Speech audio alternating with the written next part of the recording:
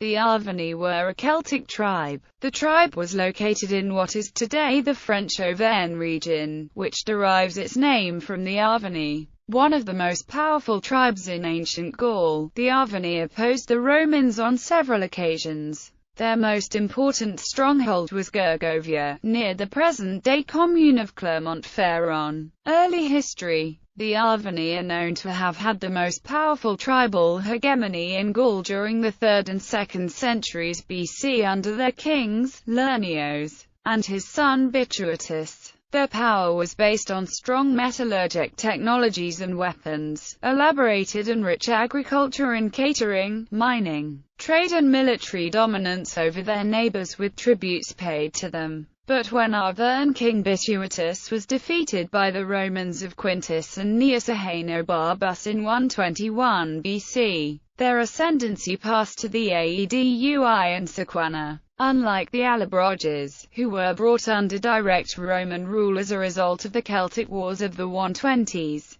the Arverni negotiated a treaty that preserved their independence, though their territory was diminished. No further Arvernian kings are mentioned in the historical record between 121 BC and 52 BC, and they may have adopted a constitutional oligarchy at this time. However, there were at least 2 later attempts to re-establish rulership by Celtilos and Vercingetorix. The defeat of the Arverni led directly to the establishment of Gallia Narbonensis as a Roman province, referred to simply as the Provincia so often that a part of the ancient region is today known as Provence. The king Lernios was mentioned in writing by the Greek ethnographer Posidonius. Lernios was known to have scattered gold and silver coins to his followers while riding in his chariot. Under Lernios, the Arverni were at the head of a formidable Gallic military hegemony which stretched from the Rhine to the Atlantic coast.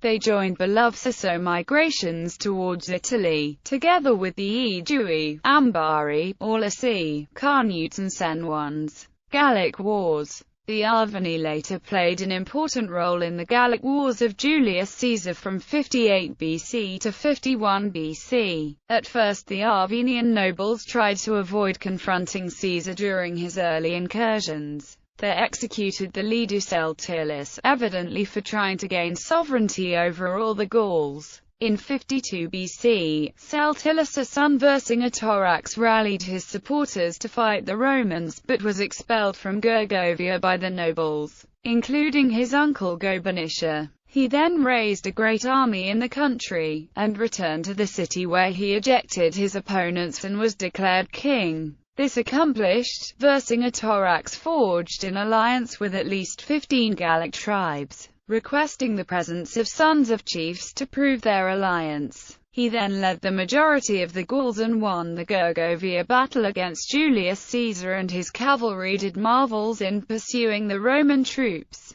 After Julius Caesar saved half of his legions and received food from other Gauls, he went further north to fight weaker opposition. Vercingetorix was defeated by Caesar at the Battle of Alesia. After several months where the legions built 14 ranges of military equipment to block the Gallic soldiers. After several weeks of support from the Western Gallic people with huge troops coming to support Vercingetorix, the Gauls were very close to merge on 2 occasions before the sunset. When the Western Gallic people decided to depart, Vercingetorix took the decision to surrender to save the people of Alesia. The Arverni territories and over 75% of the Gauls were subsequently incorporated into the Roman Imperium, trebling its riches in taxes and population.